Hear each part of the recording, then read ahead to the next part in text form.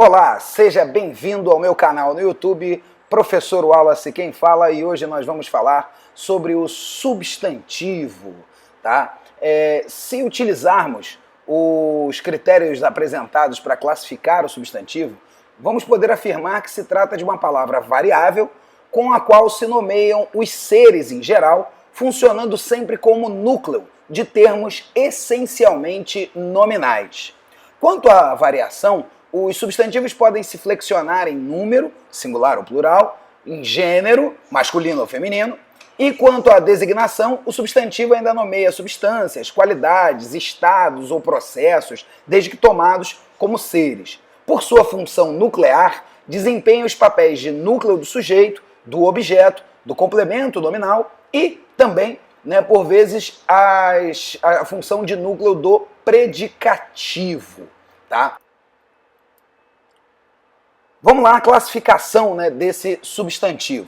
O substantivo classifica-se quanto à sua composição em simples e composto, quanto à formação em primitivos e derivados, quanto à extensão em comuns e próprios, quanto à designação em concretos e abstratos. Ainda existe também o substantivo coletivo, um tipo de substantivo comum que representa grupos de seres ou de coisas da mesma espécie. Bom, vamos passar a falar de cada um deles.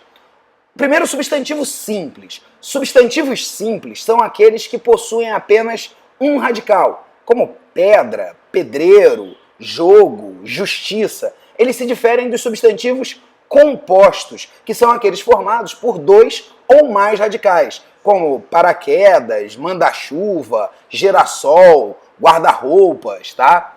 Os substantivos primitivos são os substantivos que não vão se originar de nenhum outro e, pelo contrário, vão dar origem a novas palavras, como pedra, mar, sal, que vão dar origem a substantivos derivados, que são aqueles que têm origem num outro vocábulo, como pedreira, de pedra a gente faz pedreira, de mar a gente faz marinha, de sal a gente faz saleiro, por exemplo.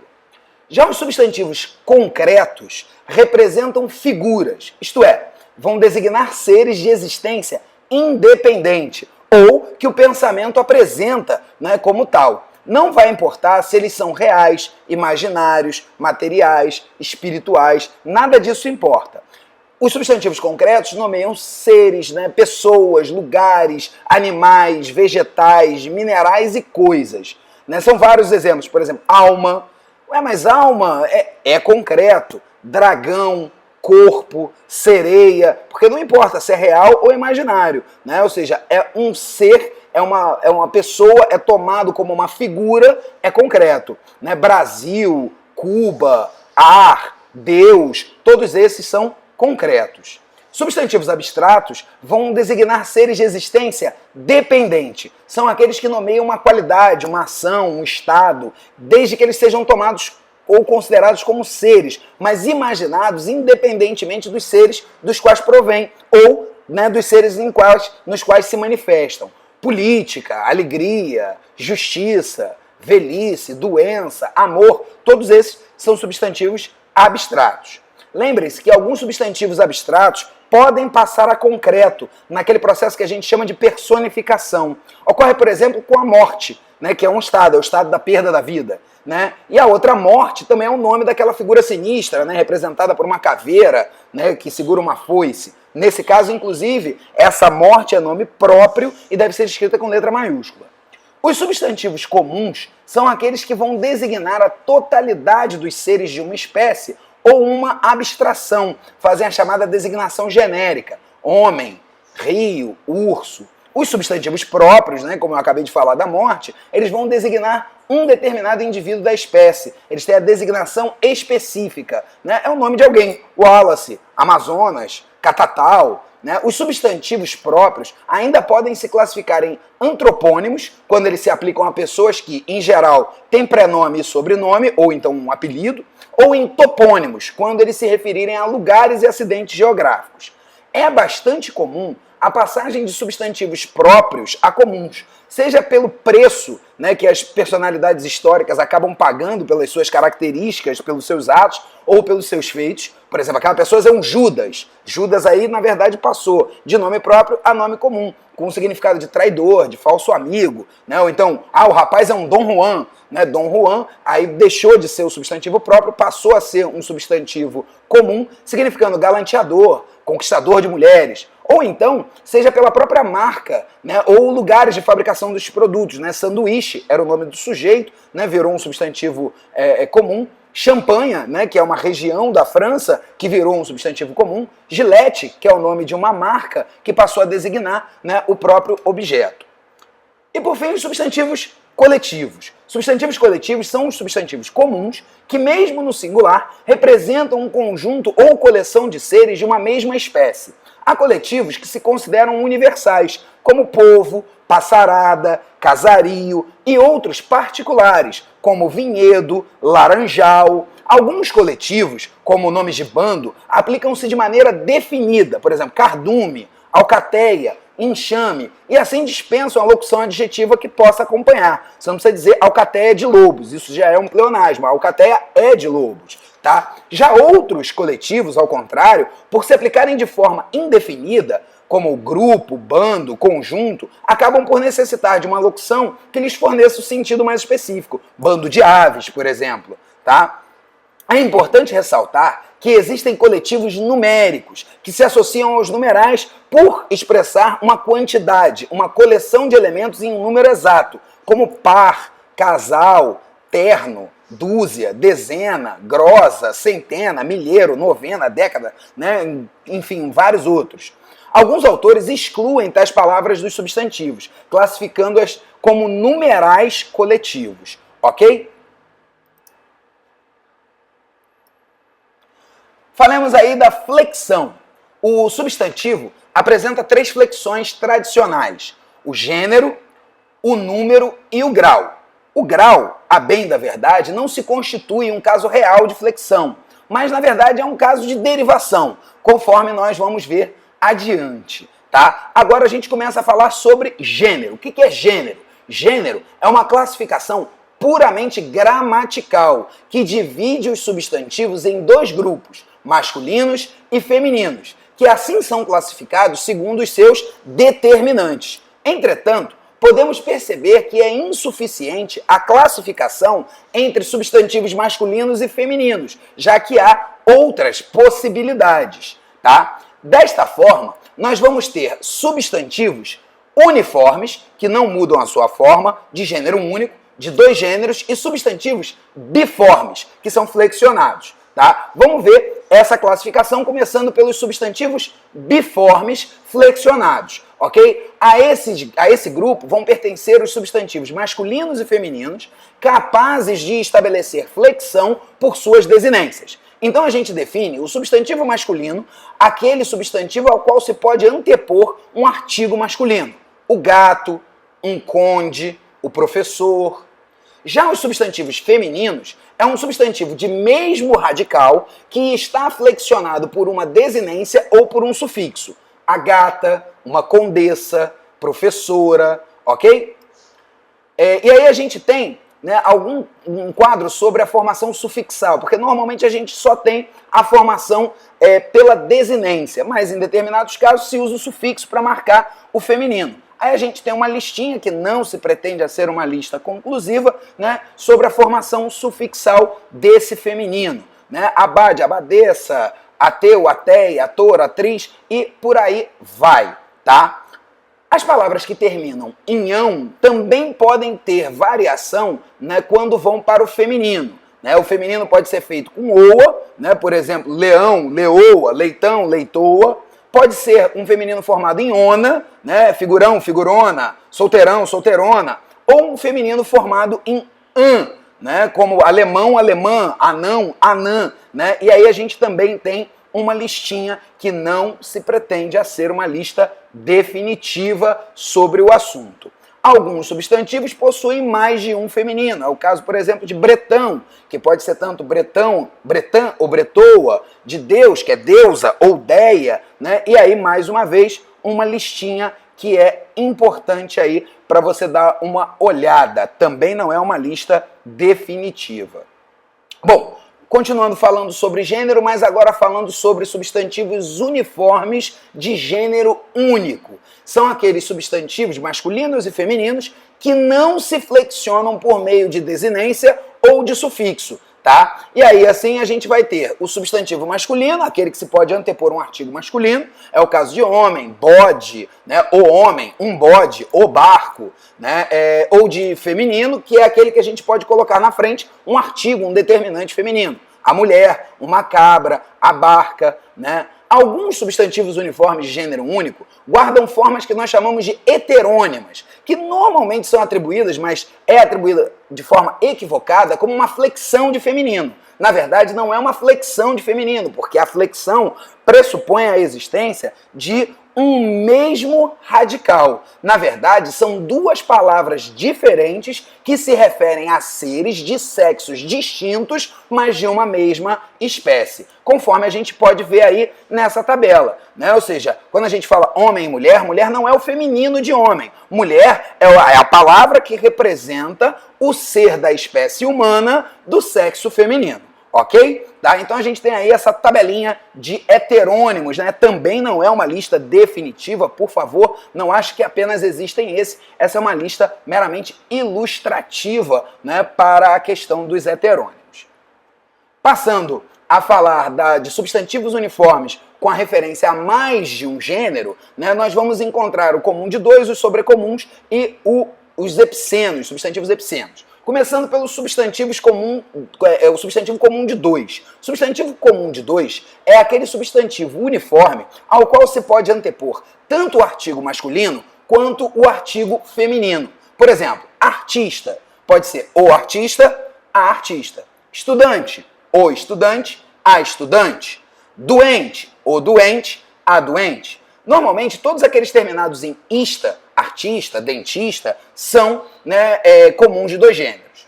Os sobrecomuns também são substantivos uniformes, isto é, não variam, não mudam a sua forma. Mas nesse caso, eles só aceitam, né, a anteposição de um tipo de artigo, de um tipo de determinante. Mas eles fazem a referência a pessoas de ambos os sexos. Por exemplo, a palavra criança. Eu só posso colocar o artigo a criança, só que ela se refere tanto ao menino quanto à menina. A testemunha pode ser homem ou mulher, tá? O carrasco pode ser homem ou pode ser mulher.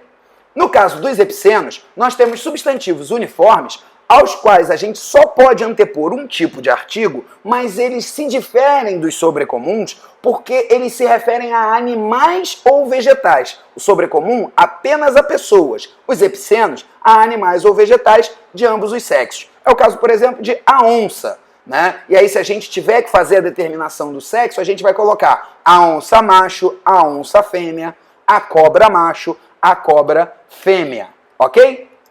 Bom, algumas outras palavras, elas podem acabar causando alguma dúvida quanto ao seu gênero. E aí a tabela a seguir, né, torna-se importante, que são os substantivos que são só masculinos ou só femininos, né, e que às vezes a gente acaba utilizando equivocadamente. É uma lista, né, das palavras mais comuns, né? O açúcar, nunca há açúcar, né? Você vai ter aí o apetite, nunca há apetite, o estratagema, o tapa, o telefonema. Essas todas aí são palavras masculinas. Bom, seguindo o par, né, essas aí são palavras, são substantivos femininos, né? Ou seja, a ácane, a aguardente, a cal, a sentinela, tá? Essa é uma lista, né, de palavras que não podem ser utilizadas no masculino porque elas não são masculinas, são substantivos femininos, ok? Bom, alguns substantivos, a mudança do gênero leva também à mudança de significado. Isso acontece especialmente nessas palavras aí. O caixa, no masculino, significa o funcionário. A caixa é o objeto onde a gente guarda as coisas. O guia é aquele que serve de guia, né? Um cicerone, ele vai guiando alguém. A guia é aquele documento, um formulário, né? Em alguns lugares do Brasil também representa aquilo que aqui no Rio de Janeiro nós chamamos de meio-fio, né? Que é o divisor entre a calçada e a rua, tá? Alguns lugares chamam de guia, né? Aqui no Rio de Janeiro nós usamos a expressão meio-fio, ok? O capital é o dinheiro, a capital é a sede do governo, né? A capital do Brasil é Brasília, né? O capital é aquilo que tem me faltado ultimamente e imagino que também falte a muitos de vocês. O moral é o estado de espírito, a moral é a ética, né? A questão, ou então a própria conclusão, né? Uma fábula, né? Pode ter a moral da história, tá? O grama é medida de massa. A grama é o capim, né? A relva, né? Então, assim, se você vai a um supermercado e vai comprar presunto, por exemplo, né? Peça 200 gramas, tá? Sempre no masculino, porque a medida de massa é o grama. O banana é o xingamento, né? O molenga. Poxa, esse cara é um banana, né? Ele é molenga. A banana é a fruta. O guarda é o soldado, né? Ou seja, falei com o guarda. A guarda é a vigilância, a corporação, a guarda municipal, por exemplo.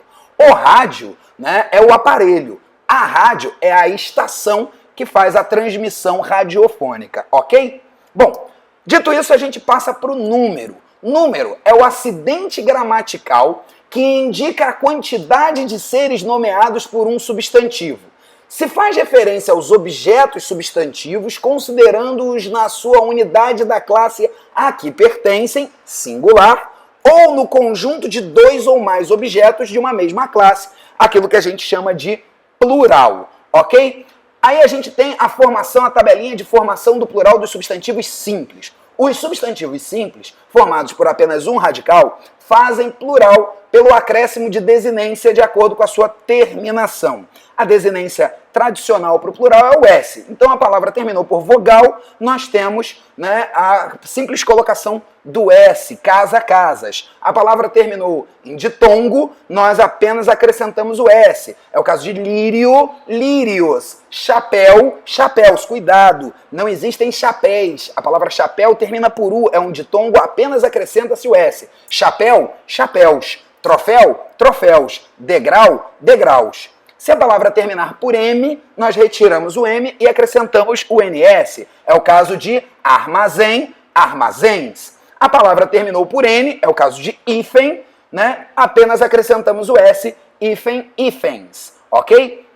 A palavra terminou por R, nós vamos colocar um ES ao final. Ventilador, ventiladores. A palavra terminou por S, devemos saber se ela é oxítona ou se ela não é oxítona. Se ela for oxítona, acrescentamos o ES, por exemplo, português, portugueses. Se ela não for oxítona, lápis, nós mantemos lápis, né? Ônibus, os ônibus. Se a palavra terminou por X, nós também vamos manter a mesma forma.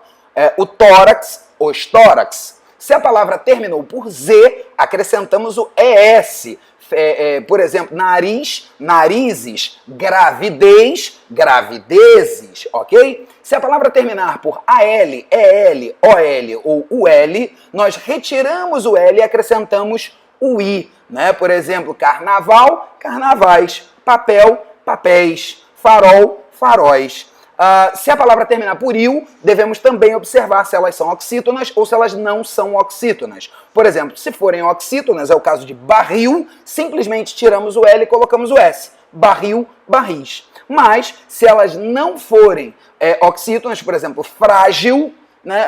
Mas frágil aí no caso não, porque frágil não é um bom exemplo, porque frágil é um adjetivo. Vamos pegar um substantivo.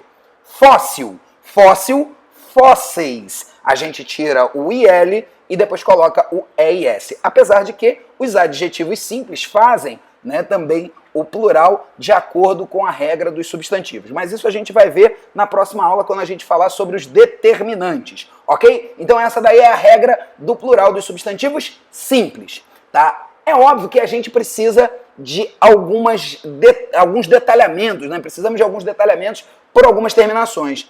Um exemplo delas é a terminação em aotil, né, o ão, né, porque eles apresentam três possibilidades. A primeira delas, né, a maior parte dos substantivos, entre os quais vão se incluir todos os aumentativos, mudam a terminação para ons. É o caso de balão, balões, botão, botões, coração, corações, eleição, eleições, visão, visões. Tá? Já um número bastante reduzido desses substantivos apresenta o plural em ans. Alemão, alemães. Cão, cães. Tá?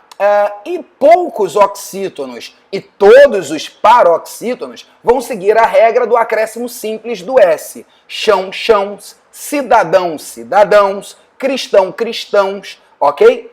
Essa tabelinha daí, ela ajuda a gente. Normalmente você vai perceber que ela tem uma relação com a tabelinha do feminino. A flexão do feminino e a flexão do plural, elas acabam andando bem juntas. Normalmente um substantivo que apresenta um feminino em ona, acaba apresentando também um plural em ons. Tá? Quando o feminino não é ona, você pode desconfiar que a gente está diante aí de uma palavra que vai fazer plural ou com ans ou com ãos. Alguns substantivos apresentam mais de uma forma flexionada no plural. É o caso, por exemplo, de anão, que tem anões e anãos. Aldeão, que tem os três. Aldeões, aldeãs, aldeãos. Ok? E aí a gente tem uma tabelinha também com essas palavras mais comuns que apresentam mais de um plural. Ok? Bom, vamos agora a algumas outras particularidades do plural, né? Por exemplo, os monossílabos cais, 10 e x são invariáveis, né? Ou seja, eles não têm uma flexão. Você só vai colocá-los no plural pela determinação. O cais, os cais. O 10, os 10. Né? Tirei 2 10 nas duas provas que fiz. É isso, inclusive, que eu desejo a você. Né? O x, os x, tá? As palavras mal, cônsul e todos os seus derivados vão fazer plural, né, respectivamente em males e cônsules. A palavra qualquer é o único caso na língua portuguesa de uma palavra que faz plural no meio da sua forma. Plural de qualquer, quaisquer. Algumas palavras acabam tendo modificação na sílaba tônica. É o caso da palavra caráter, que faz plural em caracteres. Também a palavra júnior, né? Ou seja, campeonato júnior, um campeonato de jogadores juniores. Júnior, juniores. Sênior, seniores. Ok? Essas aí são as particularidades que a gente tem para essa regra. Ainda na questão do plural, a gente tem o sufixo zinho, né? O sufixo diminutivo, palavras que são terminadas pelo sufixo diminutivo zinho ou zito.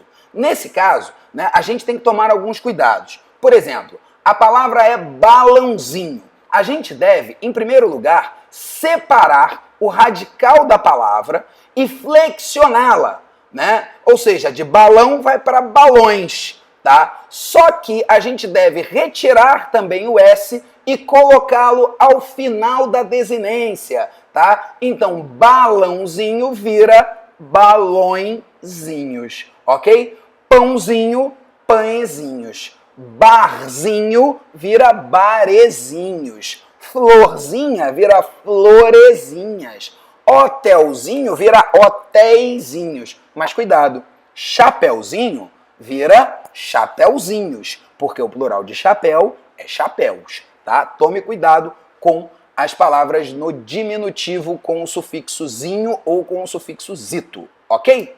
Bom, vamos falar sobre a metafonia, ou seja, o plural com alteração de timbre da vogal tônica. Alguns substantivos, quando eles são pluralizados, apresentam uma alteração na vogal tônica que eles têm, né? Ou seja, normalmente o O, né? O timbre fechado desse O, esse O, né, no singular, vai tornar-se O, vai tornar-se aberto no plural. A esse fenômeno nós vamos dar o nome de metafonia, o plural metafônico, tá? Aí uma lista de palavras mais usuais em que ocorre essa mudança, né? Esforço, esforços, ovo, ovos, novo, novos, morto, mortos, tijolo, tijolos, tá? Então a gente tem uma lista aí, né, desse tipo de palavra em que acontece a metafonia, a substituição de uma vogal, né, fechada, o O fechado, por uma vogal aberta, o O aberto. Ok? Falando agora do plural dos substantivos compostos. Né? Os substantivos compostos sem hífen vão seguir a mesma regra dos substantivos simples. Girassol, girassóis. Os substantivos compostos por hífen, em regra geral, variam normalmente. A gente pega, separa os dois e flexiona separadamente cada um dos dois e depois se reúnem os dois. Amor, perfeito, amores, perfeitos. Abaixo, assinado, plural de abaixo, abaixo. Assinado, assinados. Então fica abaixo, assinados, tá? Plural de beija-flor, né? Beija no plural fica beija. né? Flor no plural, flores, beija-flores, ok? A gente tem que tomar cuidado, obviamente, com alguns substantivos. Por exemplo, guarda-chuva.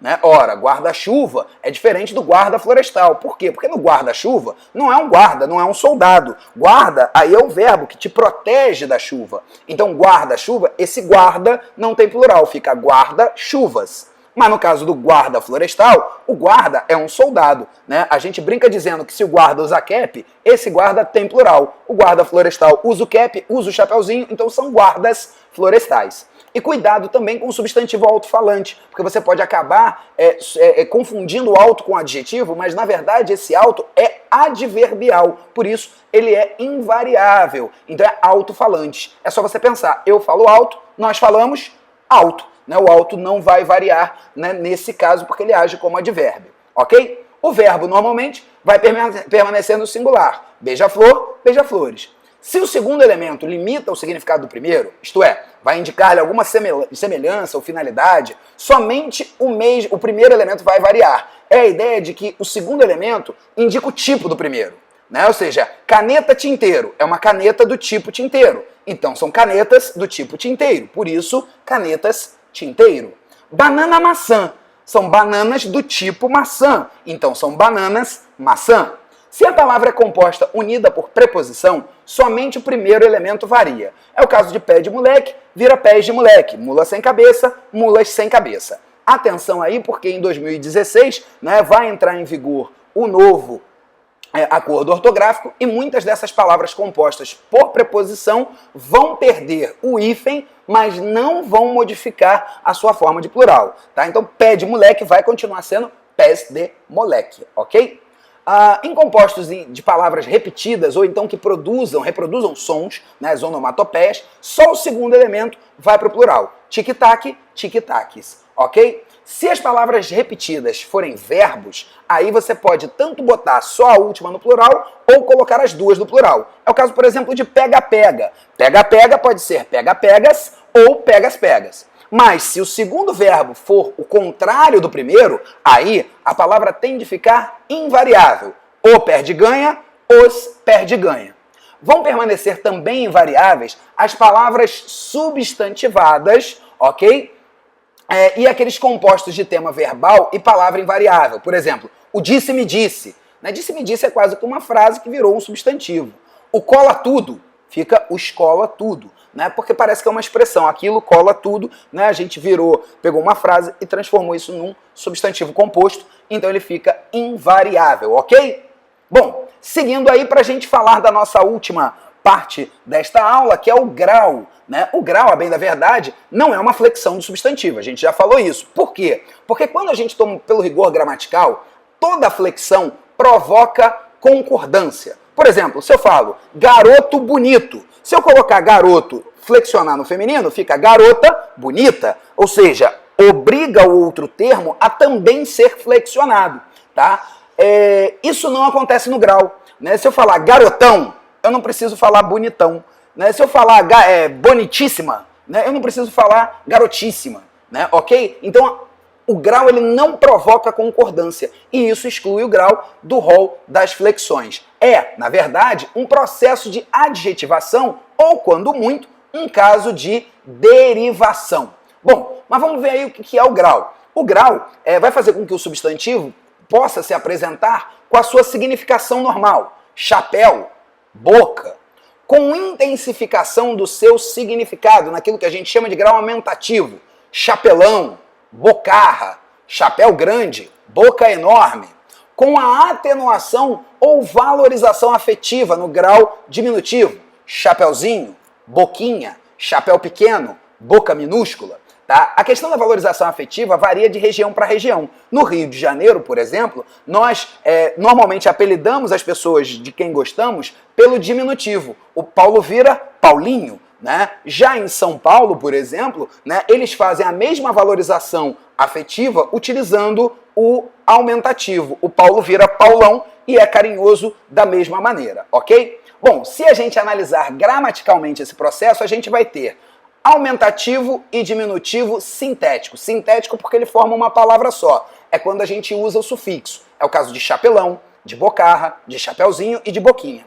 Aumentativo e diminutivo analíticos, que é feito com o auxílio de adjetivos. É o caso de chapéu grande, boca enorme, chapéu pequeno, boca minúscula. O minúsculo aí saiu equivocadamente. Vocês, por favor, né, não vejam esse i aí que está, porque é minúscula. Saiu minúscula, ok?